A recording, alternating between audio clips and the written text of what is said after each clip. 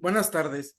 En nombre de la División de Estudios de Posgrado e Ya Investigación de la empezó Facultad de ahorita. Estudios Superiores Zaragoza de la UNAM, les damos la bienvenida a nuestro programa de charlas científicas multidisciplinarias. Es un placer darles la bienvenida a esta charla titulada "Del lenguaje al diseño, generación de nuevas proteínas con inteligencia artificial".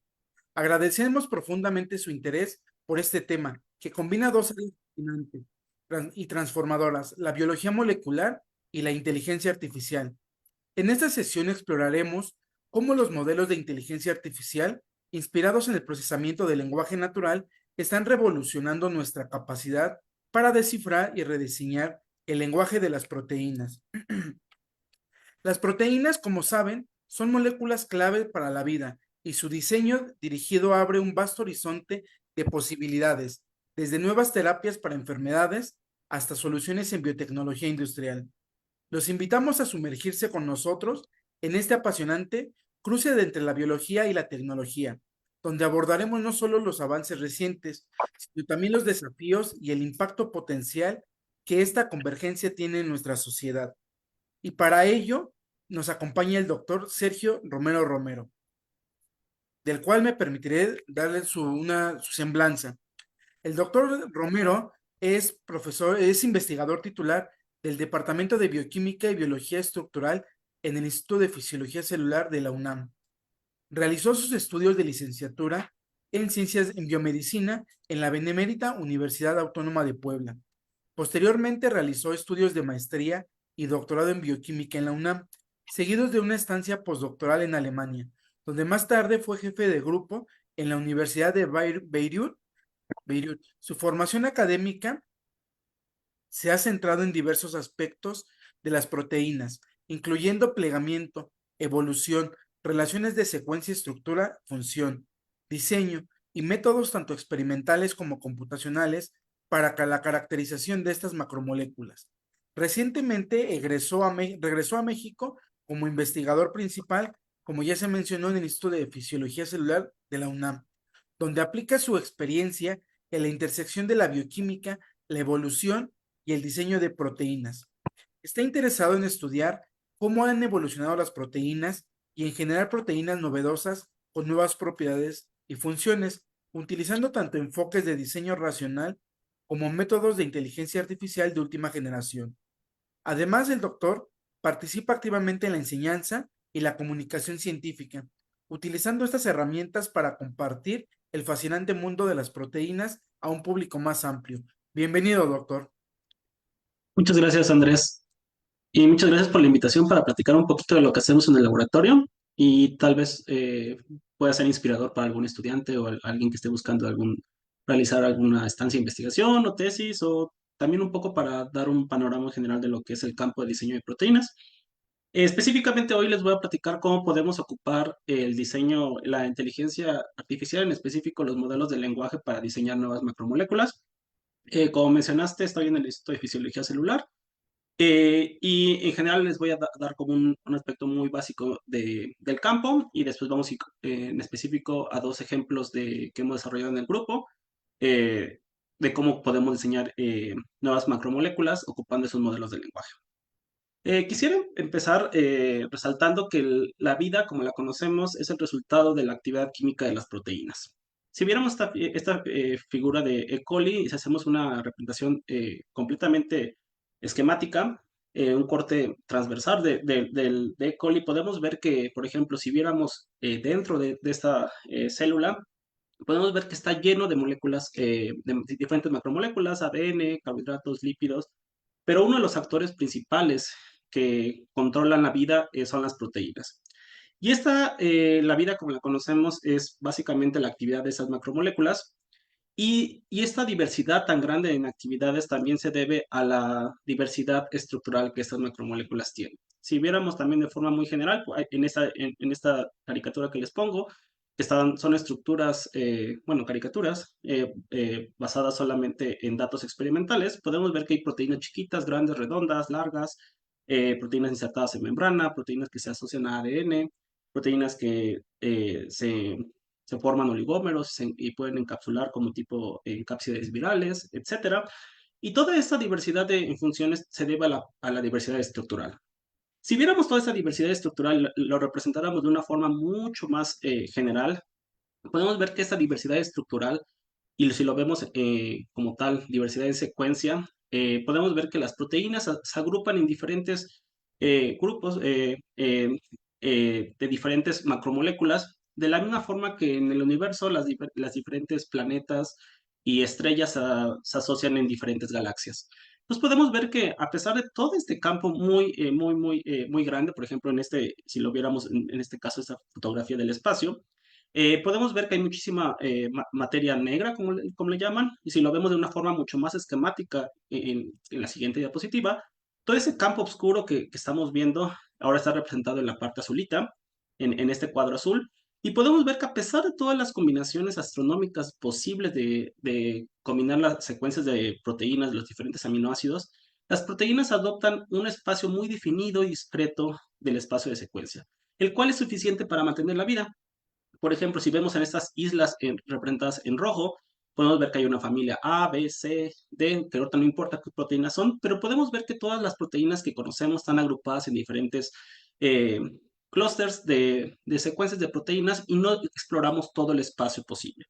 Específicamente debido a esta diversidad o posibilidad de abarcar nuevo espacio de secuencia, nosotros en el laboratorio estamos interesados en cómo podemos descubrir nuevas islas, por ejemplo, estas islas verdes que les muestro acá, cómo podemos descubrir o generar nuevas macromoléculas a partir en la computadora y después de esto generar diferentes topologías o funciones en específico.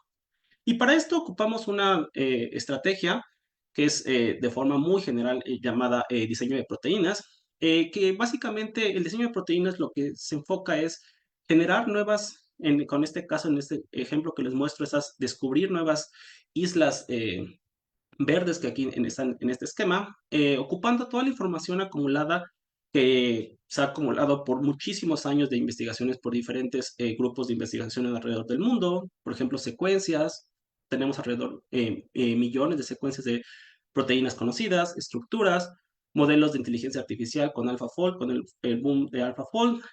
Conocemos bastante los mecanismos evolutivos que subyacen a la evolución de proteínas. Además, sabemos muchísimo el plegamiento, la biofísica del plegamiento de proteínas y además los algoritmos computacionales han mejorado bastante en los últimos años. Entonces, con toda esta información, lo que nos interesa a nosotros es cómo podemos diseñar nuevas proteínas. Y antes de que pase a los ejemplos específicos, déjame solamente explicarles muy brevemente qué consiste el diseño de proteínas.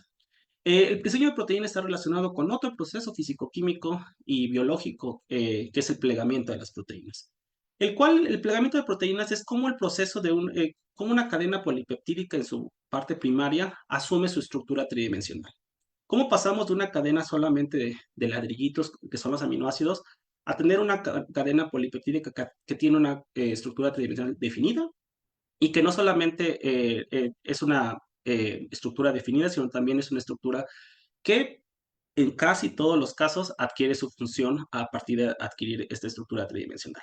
Entonces, el diseño de proteínas es la parte inversa de ese problema del plegamiento. El diseño de proteínas es cómo podemos, dada una estructura tridimensional, cómo podemos encontrar una secuencia que adopte esa estructura tridimensional. El plegamiento, vamos de estructura primaria a la terciaria, y en la parte de diseño de proteínas, cómo podemos generar una secuencia que adopte la función o la estructura que nosotros queremos. Lo podríamos ver como una analogía mucho más simple, que sería como el plegamiento de tacos. ¿Cómo pasamos de ingredientes? ¿Cómo podemos, con el plegamiento de los tacos sería cómo pasamos de los ingredientes a generar unos tacos? Y después el diseño de tacos sería cómo podemos, a partir de solamente la fotografía o la estructura, en este caso la tridimensional de un taco, cómo podemos generar ingredientes, que en este caso sería la secuencia primaria de los tacos, que adopten o que generen los tacos específicos que nosotros queremos. Entonces, estos dos problemas, tanto el plegamiento como la parte del diseño, nos sirve general básicamente para probar muchas cosas en biología. Y antes de que pasemos a las partes de los dos ejemplos que les quiero platicar hoy, quisiera como solamente resaltar por qué nos interesa diseñar nuevas proteínas. Bueno, básicamente el diseño de proteínas es una prueba de que entendemos los principios biofísicos básicos que subyacen a toda la relación de secuencia, estructura y función. Si nosotros entendemos los principios biofísicos, eso quiere decir que nosotros podemos diseñar nuevas cosas. Por ejemplo, uno de los sueños sería como que nosotros tuviéramos, como es en esta foto que les muestro, con unas pincitas que pudiéramos tomar un residuo en específico, en este caso una estirina, y la pudiéramos mover para realizar una función que nosotros queremos. Aún estamos muy lejos de eso, pero ha habido muchos avances en el campo. Pero no solamente esta sirve para probar las diferentes relaciones de secuencia, estructura y función, también el diseño de proteínas, algo que a mí me apasiona, es que combina la parte computacional y experimental, lo cual puede retroalimentar este proceso, o sea, todos los datos negativos que salen en los experimentos nos puede ayudar a mejorar los algoritmos computacionales. Además, el diseño de proteínas provee unas rutas nuevas para explorar nuevo espacio de secuencia. Ese espacio de secuencia que les mostraba en la primera figura de la parte del universo, el espacio, la materia negra del espacio de secuencia o en el esquemita que estaba mostrado en la parte azul. El diseño de proteínas permite generar nuevas topologías, nuevas propiedades y nuevas funciones de estas macromoléculas. Y obviamente con uno de los fines de este campo es que tengamos aplicaciones tanto en diferentes campos como en catálisis, en diagnóstico o en diferentes aspectos de biotecnología. Ahora sí, solamente como un muy brevemente, muy simplista esquema de cómo sucede o cómo podemos realizar un diseño de proteínas. Básicamente hay 4 pasos básicos con una aproximación físico-química, que primero es, dijimos que queremos generar secuencias que adopten una estructura tridimensional o una función, ¿verdad? Entonces, el primer paso es generar diferentes andamiajes o scaffolds de la proteína que queremos generar. Después lo que hacemos es una optimización de secuencia. Buscamos secuencias que pudieran adoptar o que teóricamente en la computadora pudieran adoptar la estructura tridimensional o la función que nosotros queremos crear. Después después de que tenemos esta secuencia de proteína, podemos hacer un diseño funcional, lo cual incorpora la función o las propiedades que nosotros queramos. Y al final hacemos una medimos cómo podemos, evaluamos cómo estos diseños eh, con un aspecto energético, cuál es la proteína o la secuencia que nosotros diseñamos que tenga la mayor probabilidad de que pueda plegarse o adquirir la función que nosotros queremos. Pero básicamente este es como el principio muy general y muy básico del diseño de proteínas, que nos ha permitido históricamente, también en una forma muy esquemática que les muestro acá, una línea del tiempo histórica del diseño de proteínas muy resumida, porque hay muchísimas cosas más que pasaron en los últimos décadas.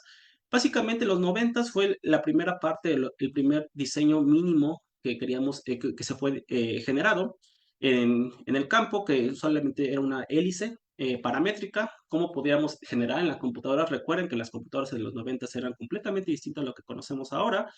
Después de los 90 hacemos un brinco hasta el 2003, que pasamos al diseño de novo de proteínas con Top7, que es como la primera proteína de novo que fue diseñada, la primera topología completamente no existente en la naturaleza, que no existía en la naturaleza, que fue diseñada en la computadora y que al hacer los experimentos realmente se plegaba como había sido diseñada en la computadora. Después pasamos a muchos aspectos del diseño racional, la parte de ingeniería de proteínas, métodos que se han ido mezclando o mejorando con los años, pero básicamente lo que quiero mostrarles en este esquema es que cómo pasamos de diseñar cosas muy chiquititas a generar y diseñar cosas mucho más grandes, mucho más complejas. Y no solamente se han diseñado nuevas topologías, también se han diseñado funciones nuevas, interacciones proteína-proteína, ensambles de proteicos, oligómeros, materiales de 2 dimensiones y proteínas que son de diferentes estados. Y por todo este aspecto o estos avances en el campo seguramente ustedes han escuchado que este año, en 2024, el Premio Nobel de Química la mitad del Premio Nobel de Química fue para el diseño computacional de proteínas, para David Baker, y la otra mitad fue para la predicción de estructura tridimensional para Demis Hassabis y John Jumper, que está completamente relacionado con este problema. Pero básicamente yo solamente quisiera resaltar que la importancia de este campo y cómo históricamente con las décadas hemos podido generar cosas mucho más complejas y funciones mucho más, cosas que no imaginamos hace muchos años. Pero por ejemplo, todos los datos que ese esquemita que yo les mostraba desde la hélice chiquita a una cosa mucho más grande, básicamente era una aproximación físico-química. ¿Eso qué quiere decir? Como yo les mencioné en la primera parte, generamos secuencias que pudiéramos adoptar una función o una estructura en específica, y a partir de ahí calculamos la energía, buscamos el mínimo de energía, la cual pudiera ser la mayor probabilidad de que la proteína fuera plegada en cierta conformación.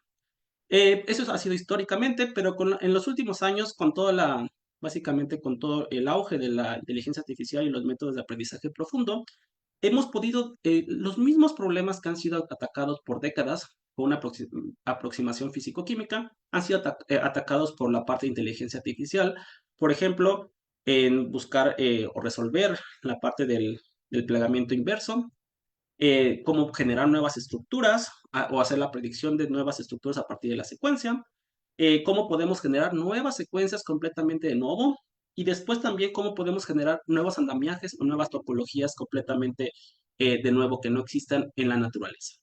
Y en específicamente en nuestro grupo o en la charla que les quiero platicar hoy, nosotros nos interesa cómo podemos generar nuevas secuencias. O sea, cómo podemos expandir el espacio de secuencia, explorar esas regiones de la materia negra de las secuencias que no han sido exploradas por la naturaleza, y cómo podemos generar nuevas secuencias que están completamente de nuevo.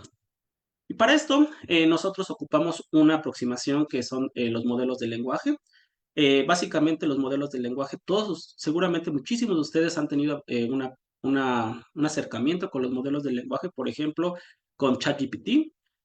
Básicamente, ChatGPT bueno, es un bot que está basado en modelos de lenguaje, que básicamente lo que ocupa está entrenado con solamente texto para generar un texto nuevo y que puedas platicar con él, por ejemplo. Entonces, básicamente nosotros seguimos el mismo principio, pero ocupando secuencias de proteínas.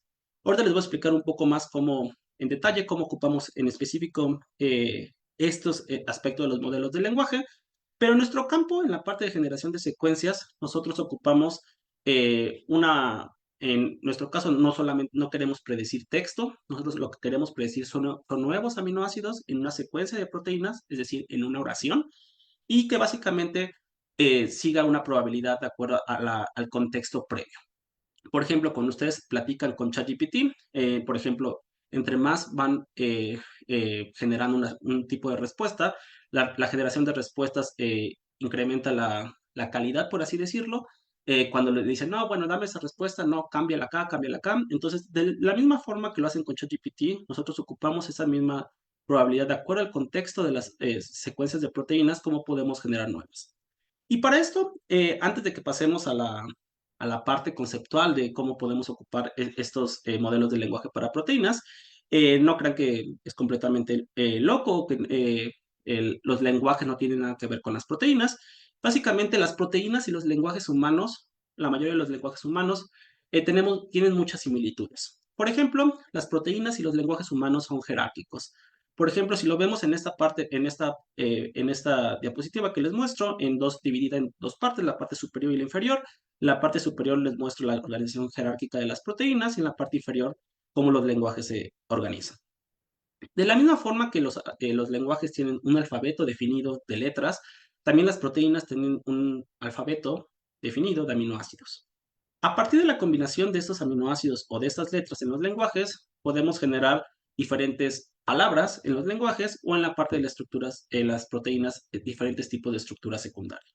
Después, al combinar diferentes palabras, podemos generar oraciones en específico en los lenguajes, y también en el caso de las proteínas podemos generar diferentes tipos de estructura terciaria.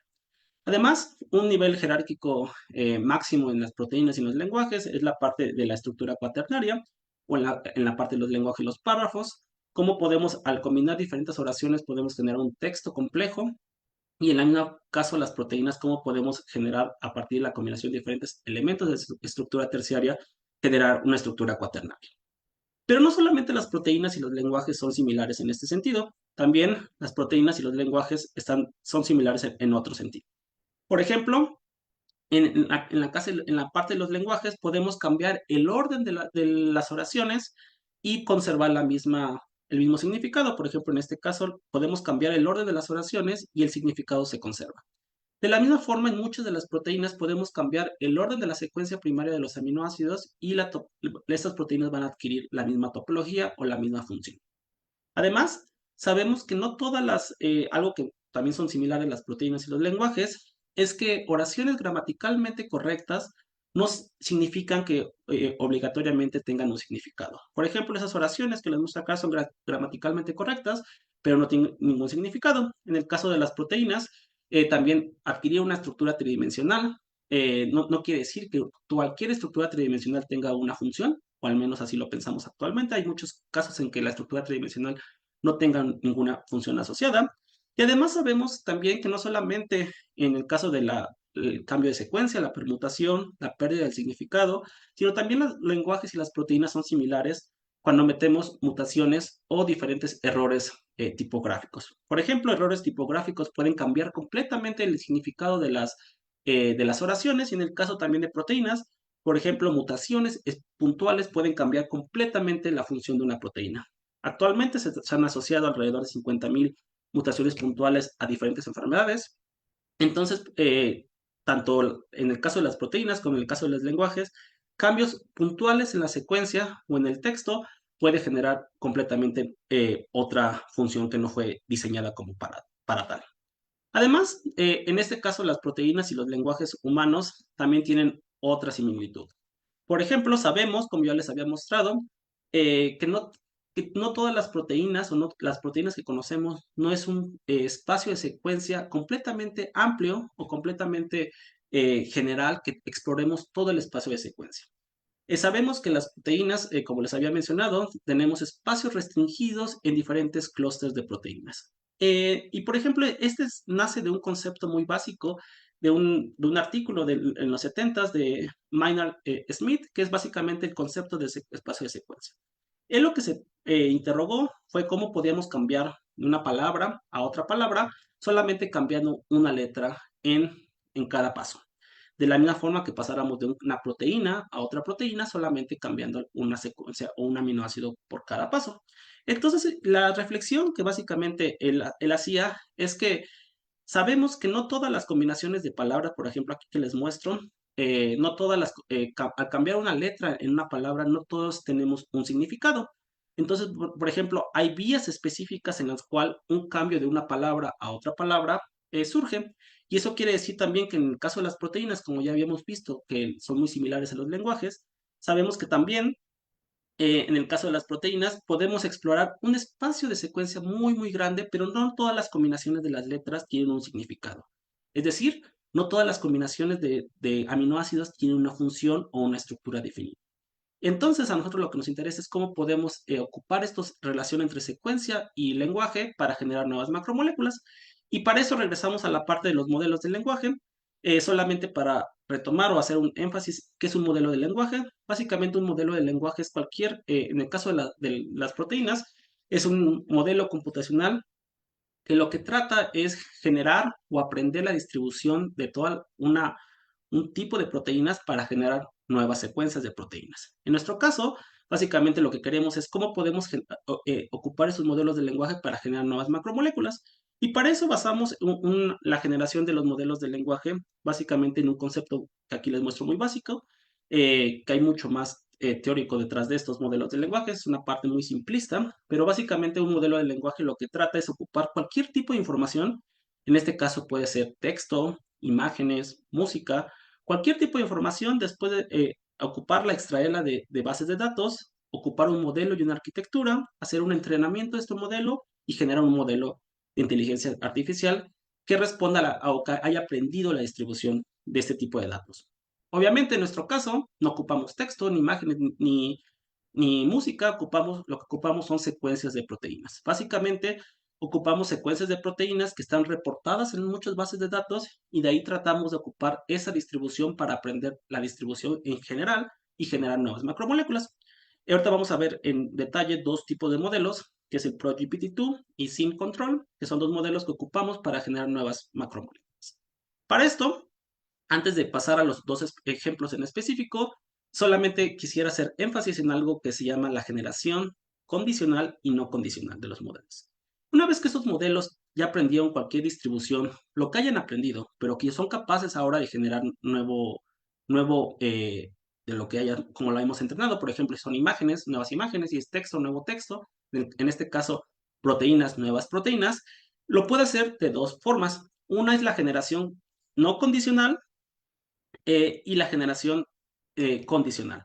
Por ejemplo, si entrenamos un modelo con solamente imágenes de animales, por ejemplo, la generación no condicional sería como que le digamos al modelo, habla animales. Entonces, este modelo va a empezar a generar imágenes de animales, de todos los tipos de animales. O sea, no importa cualquier tipo en específico. Pero también podemos hacer una generación que se llama una generación condicional. Entonces, lo que podemos decir a este modelo, bueno, tú aprendiste qué son los animales, pero ahora solamente habla gatos. Y entonces este modelo va a generar imágenes de gatos porque solamente es lo que le decimos que genere. En el mismo caso de las proteínas, le podemos decir que empiece a hablar proteínas. Entonces, este modelo va a empezar a hablar cualquier tipo de proteína sin importar el tamaño o la forma o la función de estas. Pero también le podemos decir, bueno, no importa, no hables cualquier tipo de proteína, solamente estoy interesado que hables en un específico tipo de proteínas.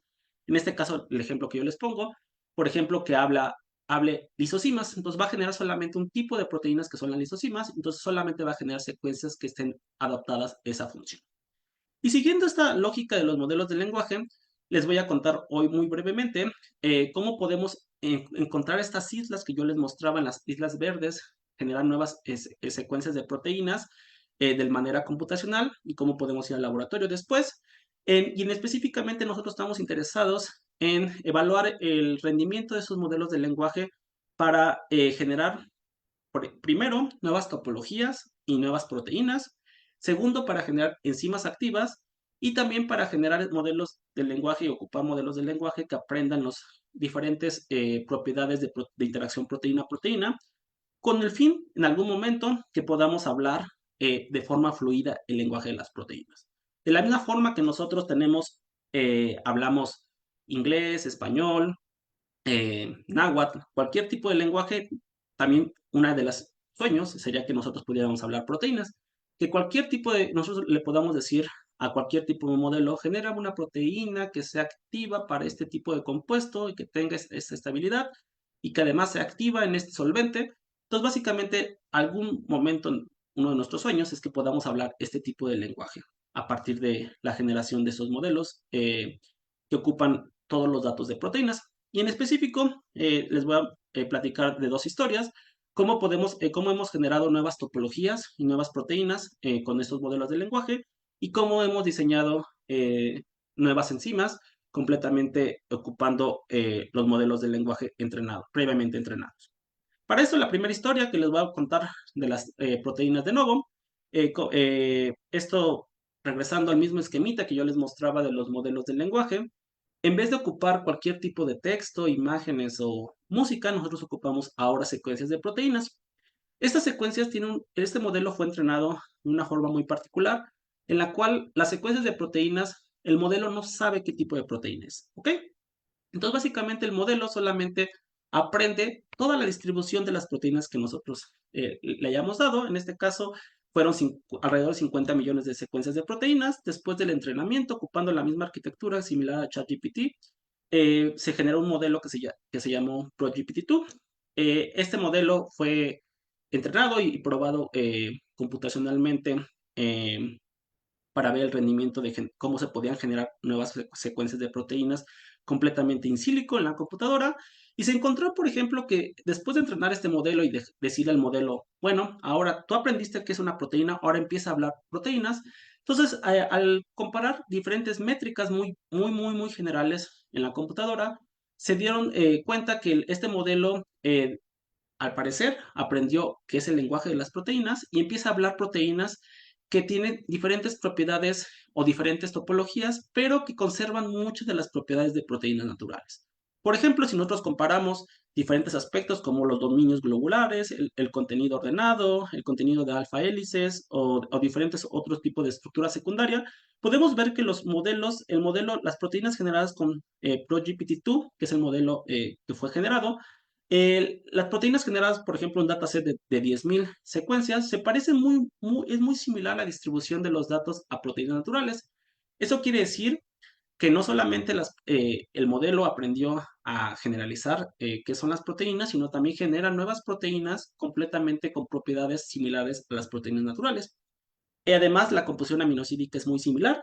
Entonces, eso quiere decir que este modelo aprendió la generalidad de unas proteínas.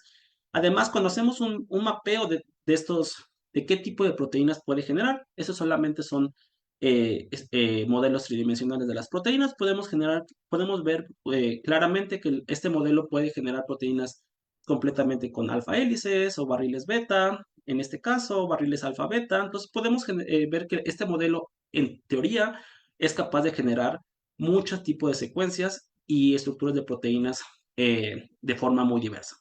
Sin embargo, nosotros estuvimos interesados cómo es realmente el rendimiento de estos modelos para caracterizarlo de forma experimental.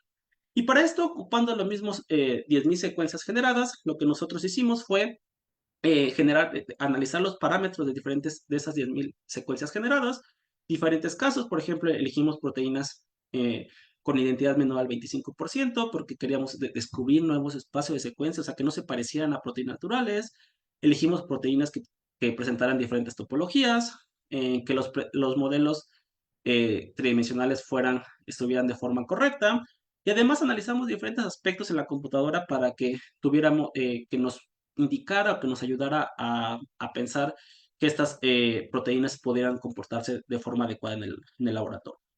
Después de todos esos análisis de las 10.000 secuencias generadas, nos quedamos con 120. Estos 120, ocupamos esas 120 proteínas para caracterizarlas de forma experimental. Para esto ocupamos un sensor de plegamiento que está basado en la proteína verde fluorescente.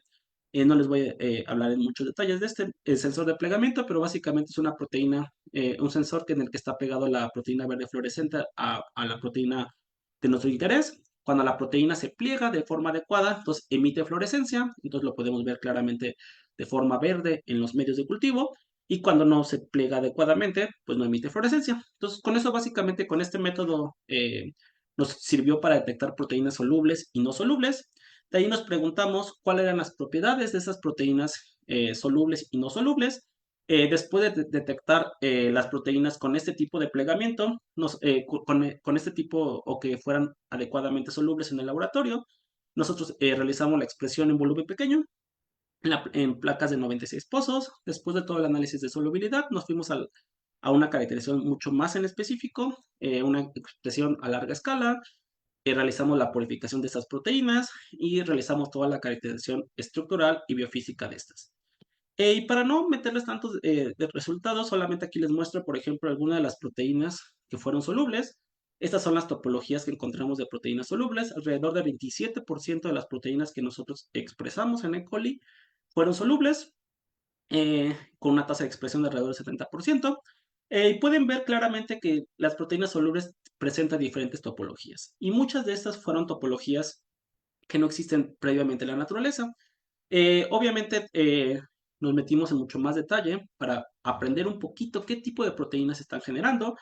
Solamente les muestro, por ejemplo, los resultados biofísicos de la caracterización biofísica de estas proteínas. Para una de ellas, por ejemplo, una de las que mejor se comporta. Eh, por ejemplo, después el espectro de dicroismo circular y de fluorescencia intrínseca, que son dos metodologías que nosotros ocupamos comúnmente en el laboratorio para determinar qué porcentaje de estructura secundaria y terciaria tiene estas proteínas que nosotros trabajamos en el laboratorio. Podemos ver que las proteínas parece que están bien plegadas. Además, el espectro de fluorescencia intrínseca indica que tal vez la proteína está en un core hidrofóbico. Eso quiere decir que la proteína adopta una estructura tridimensional. Además, por ejemplo, al caracterizar el estado de oligomérico de esas proteínas, todas ellas eran monómeros en las predicciones computacionales. Nosotros también vemos que muchas de ellas también experimentalmente nosotros encontramos que son monómeros por una metodología que se llama SEC-MALS. Básicamente podemos determinar el estado oligomérico de forma experimental. Además, al calentar estas proteínas y hacerle un desplegamiento térmico, podemos ver que obtenemos unas curvas sigmoides, que quiere decir que estas proteínas tienen una transición comparativa. Eso quiere decir que las proteínas, a pesar de ser totalmente de novo, o sea, que no están en la naturaleza, todas las propiedades siguen siendo de proteínas naturales. Además, ahorita estamos en el proceso de cómo podemos determinar la estructura tridimensional, porque es una de las grandes pruebas. Si los modelos que están generados en la computadora realmente adquieren estas proteínas en la parte experimental. Entonces estamos trabajando con cristalografía de proteínas y resonancia magnética nuclear para determinar la estructura tridimensional de estas proteínas. Estamos en el proceso para determinar estas estructuras, pero espero en algún momento que les pueda contar mucho más de esto. Pero básicamente quisiera resumirles esta primera parte en que todas las proteínas que yo les mostré, básicamente esta generación de nuevo de proteínas, al parecer fuimos capaces, ocupando modelos de lenguaje, de expandir o generar nuevas islas, esas islitas verdes que yo les mostraba en los esquemas, generar nuevas islas y nuevas proteínas completamente de nuevo. Y por último, muy brevemente, también estamos interesados en ocupar cómo podemos generar nuevas enzimas activas ocupando estos mismos modelos de lenguaje. Y para esto les voy a contar un poquito de la historia de un segundo modelo de lenguaje que es SimControl. eh, de un- es las tesis de maestría de dos estudiantes muy talentosos de Alemania. Básicamente, SimControl, en qué se diferencia de la parte de ProGPT-2? ¿Se acuerdan que en la parte de la ProGPT-2, todo el modelo no sabía qué tipo de proteína era? Básicamente estaban entre los 50 millones de proteínas que fueron con las que fueron entrenadas el modelo no sabía qué tipo de proteína es. Ahora este modelo, en vez de que no sepa qué tipo de proteína es, ahora este modelo va a aprender, está asociado a un número de 4 dígitos, que es la clasificación enzimática, el número EC, que se le conoce. Entonces, básicamente, ahora este modelo sabe, por ejemplo, en este caso, que es el 1.111, es la alcohol deshidrogenasa. Entonces, ahora el modelo va a aprender la misma distribución de todas las proteínas, pero ahora va a saber qué tipo de proteína va a ser. Entonces, si se acuerdan en la parte condicional y no condicional que yo les conté, ahora le podemos decir al modelo que no solamente hable proteínas, sino que ahora hable un tipo específico de enzimas. Y para esto, para probar, hacer una prueba de concepto de este modelo que fue entrenado previamente, nosotros ocupamos un tipo de enzima que es la trozofosfato isomerasa, dado que esta es una enzima muy común y ocupada en la parte de bioquímica de proteínas para probar diferentes aspectos de la relación de secuencia, estructura y función. La trozofosfato isomerasa es la quinta enzima de la glicólisis y al ser eh, una enzima ubicua que básicamente está en todos los dominios de la vida, hay un montón de secuencias, que es algo que necesitamos en estos modelos. Básicamente lo que ocupamos son un modelo que tenga muchos datos y en este caso tenemos muchísimos datos de trozofosfato isomerasa. Ocupando este tipo de secuencias de modelo, lo que hicimos fue ocupar ahora dos tipos de modelos de lenguaje.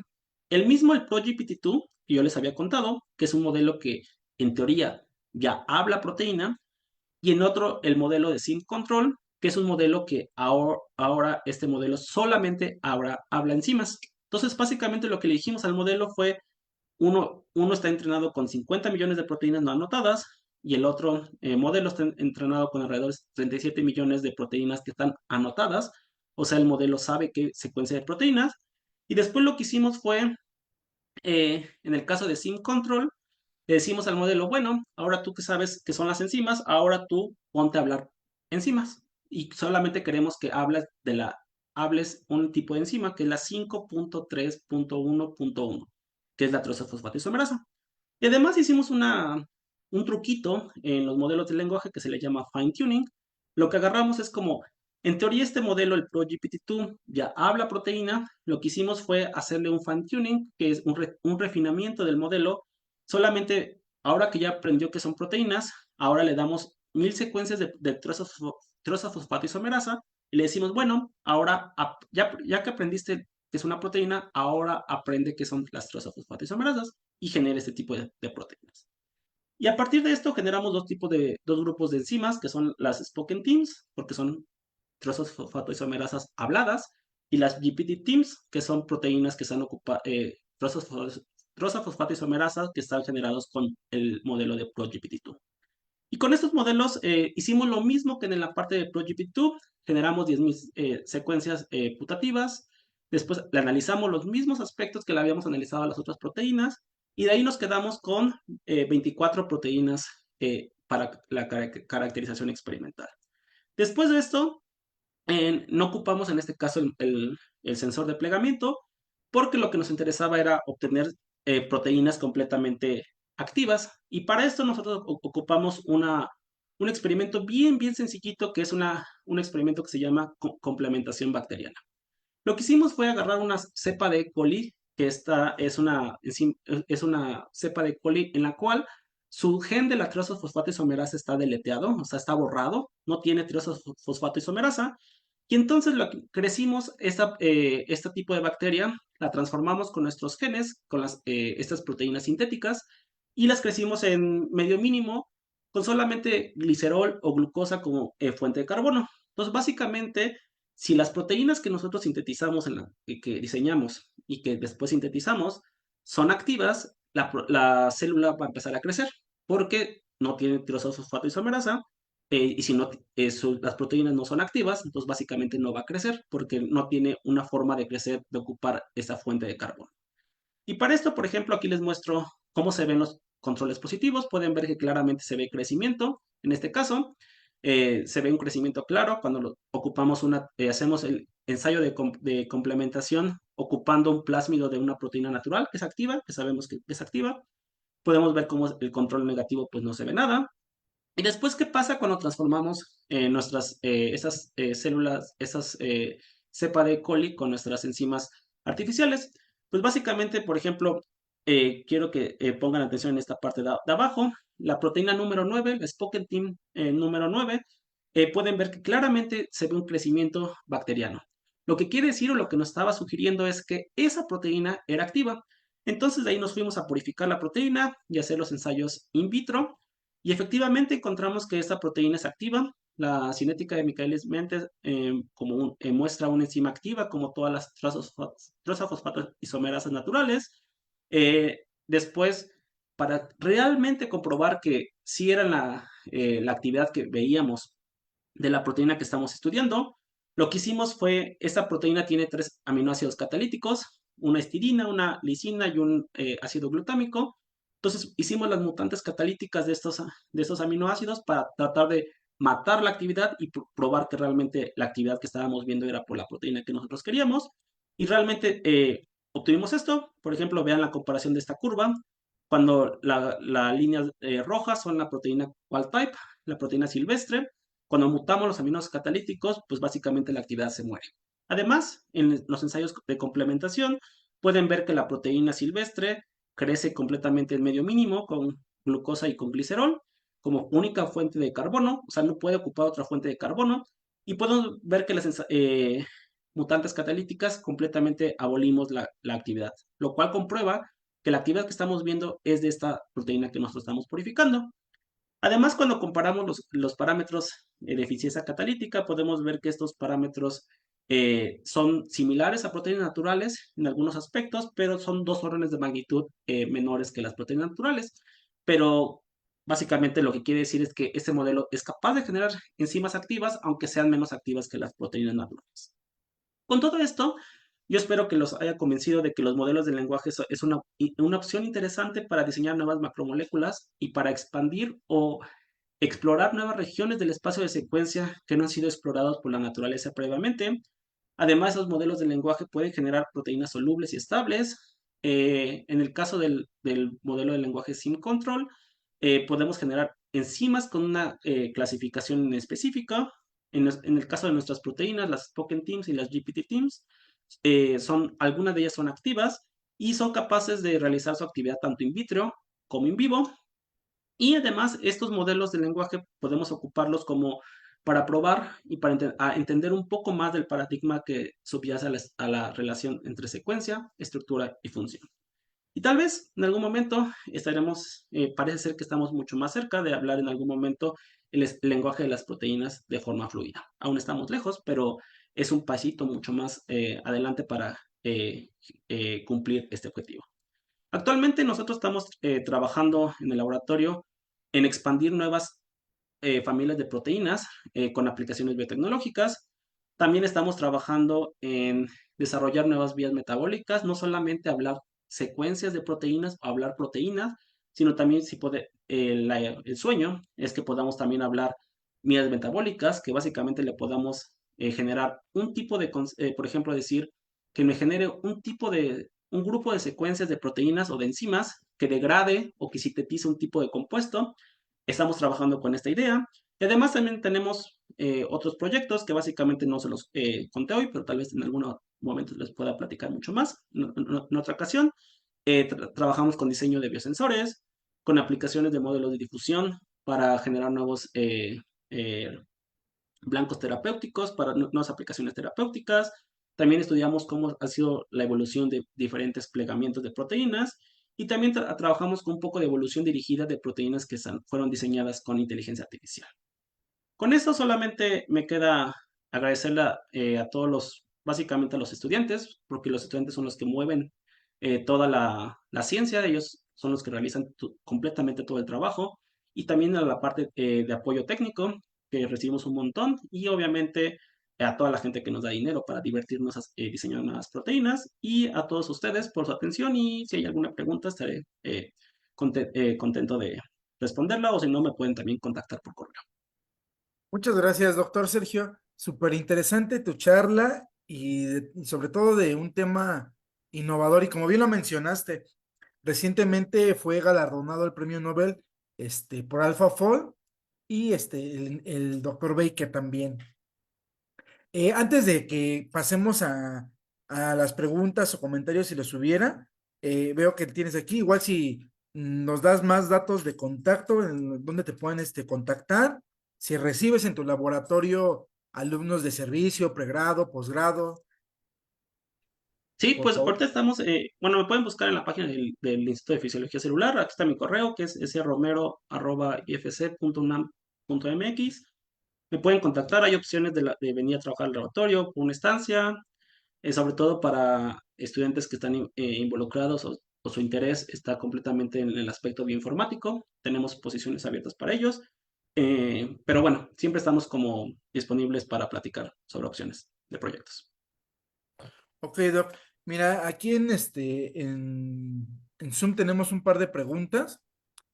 La primera es, ¿cuál es tu top de métricas que recomiendas para hacer el scoring de candidatos a llevar al laboratorio o al wet lab? Bueno, esa es una pregunta muy interesante porque eso ha cambiado con muchos. O sea, los proyectos que nosotros realizábamos hace años, las métricas eran completamente distintas. Actualmente hemos visto que las métricas, por ejemplo, hay un parámetro que es que ha sido muy ocupado últimamente, que es eh, la propensidad a la agregación, que es SAP, un parámetro que se llama SAP, que se calcula con Rosetta. Se ha visto que es un parámetro que es muy bueno para determinar cómo ver qué proteínas pueden ser agregadas o pueden ser expresadas in vitro de forma adecuada. También hay otro parámetro, por ejemplo, el PAE, que es un parámetro que surge de los modelos de AlphaFold, el Predicted Align Error. Ese parámetro se ha visto que en nuestro caso de las teams funciona muy bien porque básicamente nos ayuda a detectar proteínas que están empaquetadas y que se van a plegar de forma correcta. Hay otros parámetros, por ejemplo, que el PLDT de los modelos de AlphaFold, pero básicamente esos dos parámetros nos han servido mucho. También la distribución de cargas nos ha ayudado bastante a determinar proteínas, pero aún estamos, o sea, un poco de los problemas de esta parte de diseño es la parte de la solubilidad. Aún estamos aprendiendo mucho de esto. Ahorita, últimamente estamos implementando el parámetro el score de Protein MPNN, que es otro modelo de inteligencia artificial que ayuda a optimizar secuencias. Entonces, básicamente hemos empezado a ocupar ese parámetro también y parece ser que funciona también de forma adecuada. Ok, doctor. Luego la siguiente pregunta es, ¿conoces un ejemplo donde una IA haya superado la actividad enzimática de una proteína natural? Usualmente los diseños de IA no son buenos y es necesario usar Evo dirigida para optimizarlas? No, no me suena que... O sea, tenemos muy pocos datos todavía de enzimas. Es esa, eh, básicamente siempre tenemos que hacer evolución dirigida o rediseño, pero aún yo no conozco ningún dato de una inteligencia artificial que haya generado secuencias que sean mucho más activas que las naturales. Y creo que es un poco en la parte de la optimización. Estos modelos, bueno, hay muchos modelos, pero en este caso los modelos de lenguaje, estos modelos aprenden distribución de todas las secuencias y las bases de datos, para bien y para mal, son muchísimas secuencias, pero no todas están curadas. Entonces, hay mucha basura, por así decirlo, en esta parte, que también ayuda a que los modelos aprendan, pero pues, al tener esta parte también hace que los modelos no sean tan buenos en generar proteínas tan activas. Pero no sé si en algún momento tengamos algún modelo que genere proteínas mucho más activas que las naturales. Pero aún no me viene a la mente ningún caso que así haya sido. Muchas gracias. La siguiente pregunta es, ¿cuáles son las tendencias actuales en modelos de lenguajes de proteína? Pues hay modelos de lenguaje, por ejemplo, yo les conté esos modelos que están basados solamente en secuencia primaria, que es una parte de nuestro interés, pero hay modelos de lenguaje que están basados en estructuras terciarias, que están entrenados por la parte dual, tanto en estructura primaria como estructura terciaria, que también se ha visto que el rendimiento de esos modelos son muy buenos. En esa parte de los modelos de lenguaje, esos serían como la tendencia de mezclar las dos, el entrenamiento con tanto consecuencia con estructura, y en general en modelos de inteligencia artificial, los modelos de difusión son los que básicamente actualmente muchísima gente está ocupando modelos de difusión para generar nuevas proteínas. Muchas gracias, doctor. Otra pregunta, ¿tu proteína TIM modelada con el segundo lenguaje, la encontraron en el primer lenguaje?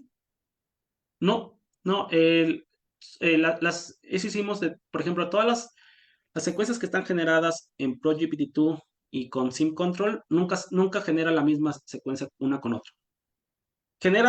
Hay algunas que genera parecidas, pero por ejemplo con una identidad alrededor del 40-50% entre ellas, algunas, pero la mayoría de la distribución la identidad entre ellas es muy baja. O sea, no repiten un modelo con otro. Ok. Luego también tenemos un comentario. Muchas gracias por su ponencia. Mi consulta es, ¿también se puede diseñar estructuras químicas? Sé que hay modelos de lenguaje que están ocupando estructuras químicas para generar nuevos compuestos. De hecho, hay una parte también híbrida en la cual los modelos de lenguaje están ocupando el lenguaje químico de secuencias bueno, compuestos químicos para que puedan adaptar enzimas que puedan ocupar estos compuestos. Pero sí hay modelos de lenguaje que que están enfocados completamente a compuestos químicos. Ok, muchas gracias, doctor.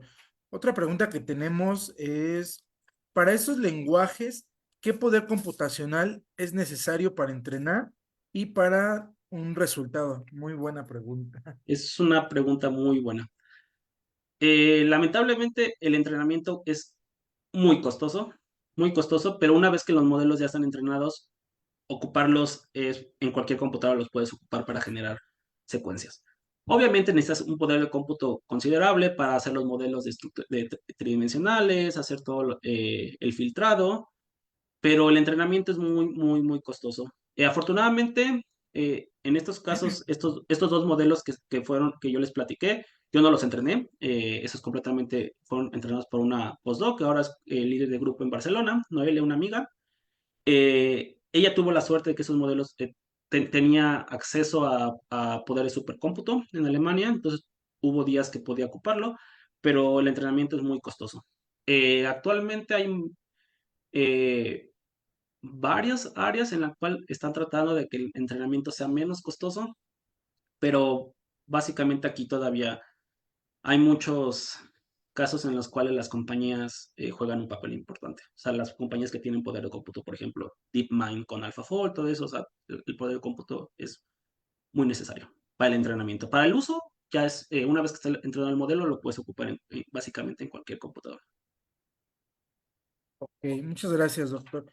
Luego preguntan, ¿cuánto tiempo lleva desde la concepción y entrenamiento hasta las validaciones experimentales? ¿Una maestría, un doctorado? Pues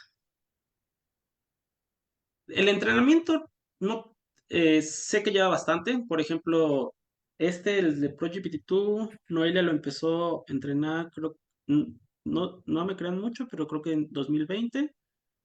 Eh, pues el entrenamiento y la validación completamente computacional fue eh, relativamente rápida por el poder de cómputo que tuvo acceso, pero después el cuello de botella todavía es la parte experimental. En nuestro caso, caracterizar las proteínas las 120 proteínas fueron dos trabajos de tesis de licenciatura, el apoyo técnico de un técnico que tenía en Alemania y yo también trabajar a tiempo completo con eso. La parte de la caracterización experimental de las enzimas fue un poco más fácil o más rápido, bueno, no fácil, más rápido porque fueron dos tesis de maestría, una de Alex, que fue la completamente enfocada a Spoken Teams, y la de tesis de Timo, que está enfocada a la GPT Teams, pero aún así es un rato la caracterización. Y aquí, por ejemplo, voy a decirlo con comillas, tuvimos suerte que encontramos proteínas activas, pero podría haber sido no el caso. Y sobre todo, bueno, antes me falta eh, desarrollar que teníamos un método muy bueno para detectar proteínas activas, que era una complementación bacteriana. O sea, no necesitamos purificar todas las proteínas, sino básicamente con el crecimiento bacteriano podíamos detectarlo. Muchas gracias, doctor. Una persona comenta, supongo que entrar a un modelo con proteínas específicas es más rápido que entrenar con todo el espacio de proteínas. ¿Cuánto tiempo y cuánta capacidad computacional menos? Eh, mm, Como tal, depende el tipo de... No es una pregunta tan fácil, directa de contestar, porque no solamente depende de si son proteínas específicas o no, sino también la cantidad de datos. Por ejemplo, hay algo que se llama tokenización, que es como los cachitos con lo que entrenas. En el caso de ProGPT-2, fueron cachitos como de 3 a 4, de 3 a 7 aminoácidos, me parece. Fueron cachitos muy chiquitos. Pero en el caso de Sim Control, la tokenización fue por residuo. Eso también incrementa la parte de entrenamiento porque implica que tienes mucho mayor cantidad de datos. Eh, no tengo un número exacto de la parte de poder de cómputo. Depende mucho cuántas GPUs tú ocupes, pero sí se necesita muchísimo para el tipo de entrenamiento. Pero más bien depende de la cantidad de datos y también la arquitectura del modelo. Hay modelos que ocupan mucho más cantidad de datos y el entrenamiento lleva mucho más, y el tipo de capas que ocupes para el modelo, y hay otros modelos que ocupan mucho menos. Muchas gracias, doctor. Tenemos otro comentario. Eh, el doctor Héctor Moreno de Sinaloa. Muchas gracias por la charla, Sergio. Muy interesante la IA predictora de enzimas funcionales. Saludos. Bueno, solamente es un comentario. Muchas gracias. Este, de momento ya no tenemos más preguntas, doctor. Nuevamente te agradecemos. Bueno, más bien sí, cierto, ya me acordé que hacer una pregunta yo. Bueno, tenemos otra más. ¿Tendrás unos minutos más? Sí, sí, sí, claro. Ok, perfecto. Otra pregunta, ¿las proteínas, resultados de los lenguajes, son siempre solubles? ¿Se han intentado usar los lenguajes para proteínas típicamente insolubles o las intrínsecamente desordenadas? Muchas gracias por la charla. ¿Hay literatura de consulta? Sí, qué buena pregunta. No, la mayoría de las proteínas no son solubles. Por ejemplo, en la parte del modelo de ProGPT-2, nuestra tasa de solubilidad solamente es del 27% más o menos. Sin embargo, estas expresadas bajo condiciones estándar en E. coli. O sea, si nosotros agarráramos cualquier proteína al azar, una proteína humano, de chango o de cualquier organismo y la expresamos en E. coli, también existe una probabilidad baja de que todas se expresen solubles. Entonces, aún no tenemos un número exactamente para comparar qué tan buenos son o no, pero sí, la mayoría, no todas las proteínas son solubles. Sobre la parte de las proteínas intrínsecamente desordenadas, algo que no les platiqué de esto, pero hay varias proteínas que son solubles y que son, todos los análisis biofísicos indican que son proteínas intrínsecamente desordenadas. Y que tiene lógica porque la base de datos con la que fue entrenada, UniRef, también tiene un montón de proteínas intrínsecamente desarrolladas. O sea, sigue más o menos la distribución. Y sobre la parte que decían algo de entrenar proteínas insolubles, en algún momento estaría bueno entrenar estos modelos o refinar esto. Bueno, ya hay casos, ya hay modelos que analizan in silico la parte de la solubilidad, pero estaría bueno en algún momento aprender a diferenciar la parte soluble, la parte insoluble. De nuevo, esto es completamente lo que yo trabajo, en este caso fue una expresión totalmente estándar en E. coli, pero muchas de de esas proteínas se podrían rescatar si se hace un poco de refinamiento de las condiciones de expresión o se ocupa otro modelo de expresión. Ok, muchas gracias, doctor. Una última pregunta. Por ejemplo, ¿qué ventajas podría ofrecer las estructuras generadas, por ejemplo, con AlphaFold, en comparadas con las que son caracterizadas estructuralmente por difracción de rayos X? ¿Se podría decir que son mejores las de AlphaFold, las que son por difracción de rayos X? ¿Y por qué en algunos casos cuando uno, por ejemplo, descargas el cristal del PDB y obtienes la estructura de Uniprot de una misma proteína con la misma secuencia FASTA, por ejemplo, o la modelas en Swiss Model, muchas veces las tres son diferentes, Swiss Model, AlphaFold y la del cristal? ¿Cuál sería la más ideal para trabajar? Bueno, eso es también una pregunta muy interesante, porque a pesar de que AlphaFold es muy bueno haciendo muchas cosas, AlphaFold 2 y 3, aún tenemos, no es que haya resuelto la parte de la predicción. O sea, hay que tomar todavía con muchos pinzas algunos modelos de AlphaFold. Lo bueno de AlphaFold es que te dice cuándo creerle y cuándo no creer el modelo. Pero, por ejemplo, en este caso, esas proteínas de nuevo que nosotros tenemos en el laboratorio, eh, tenemos que realizar la parte de la resolución de estructura de forma experimental, porque de otra forma no sabemos si las predicciones son adecuadas, porque como este modelo no trató no vio esas proteínas, por así decirlo, esas topologías, no sabemos si este modelo es capaz de determinarlas adecuadamente. Mi consejo sería que siempre, cualquier modelo, aunque sea la calidad del modelo muy alta por AlphaFold, siempre lo tomen como una hipótesis, porque va a seguir siendo una hipótesis todavía. Y que es muy bueno que tengamos esos métodos para probar hipótesis, porque además resolver el tiempo y el dinero para resolver una estructura tridimensional es muchísimo, y a veces son años de trabajo y a veces ni siquiera lo logras. Entonces yo lo tomaría como siempre una hipótesis, pero siempre es bueno tener esa opción. Ok, muchísimas gracias, doctor. Una última pregunta, que Sí. no, no tenemos aquí ni en el en vivo. Eh, no sé si tú ocupes no sé en realidad bien si sea un software, una metodología que se ocupa para acoplamientos, que es DiffDock. No sé cuál sea tu opinión al respecto. Bueno, hay la parte de acoplamiento molecular, también hay modelos actualmente que se han desarrollado que están enfocados en acoplamiento molecular, que también es una discusión cuál modelo es. Actualmente, o sea, la parte de acoplamiento molecular siempre debe de haber una energía asociada si la proteína se une al ligando A o B, ¿cuál se une mejor? Pues tiene que haber una energía asociada. Hay muchos modelos por ejemplo, principalmente de difusión que han sido actualmente desarrollados, que en principio en la computadora funcionan muy bien, pero aún necesitamos mucha validación experimental. Por ejemplo, en este caso de los modelos de lenguaje, hay otros, yo les platiqué dos modelos que ocupamos porque básicamente pues, fueron desarrollados por gente cercana a nosotros, pero hay otros modelos de lenguaje. Sin embargo, la validación experimental todavía hay un gap muy grande. Entonces necesitamos todavía validar estos modelos. Entonces, de la misma forma del acoplamiento, yo ocupamos algunos modelos de difusión para acoplamiento, pero todavía los seguimos manejando con cuidado. Muchas gracias, doctor. Ahora sí, ya son todas las preguntas, comentarios que tenemos. Nuevamente te agradecemos que hayas aceptado esta invitación para dar la charla con nosotros, tu disponibilidad y te agradecemos. Asimismo, agradecemos a todas las personas que nos nos están viendo y nos escuchan, y tanto su presencia e interés en nombre de la División de Estudios de Posgrado e Investigación de la FE Zaragoza, así como por parte de los organizadores, que es la doctora Raquel Retana Ugalde, el doctor David Naumo Espinosa, organista, y su servidor Juan Andrés Alvarado Salazar. Los esperamos en nuestra siguiente charla científica. Muchas gracias. Muchas gracias.